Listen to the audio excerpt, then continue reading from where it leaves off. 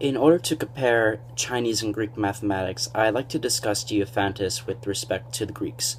And Diophantus was actually very different than the rest of his Greek predecessors in that he discussed algebra in his very famous work, The Arithmetic.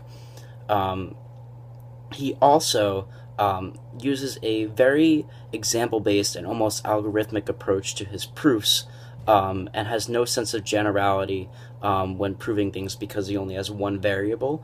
And this is very different than the rest of his Greek predecessors, who had a very abstract and complex approach to very geometric proofs.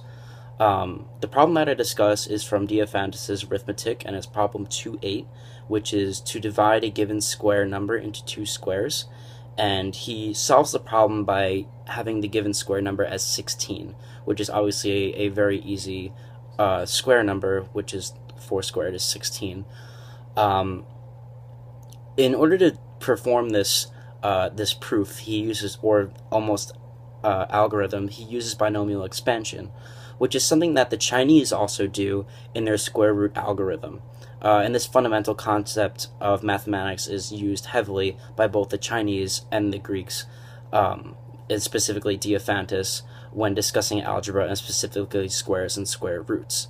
Um, the Chinese also have a very logical and almost algorithmic approach to how they perform squares and square roots, and specifically algebra, which is much like Diophantus.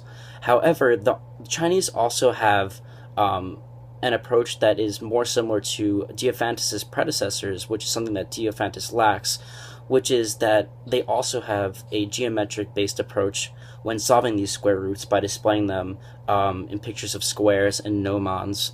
And they also have the ability to display general cases, which is something that Diophantus can't do. So the Chinese are also very similar in terms of their kind of logic and simplicity in their approach, and also with their use of binomial expansion. But also, they're also similar to earlier Greeks in that they do use somewhat of a geometric based approach when solving square roots.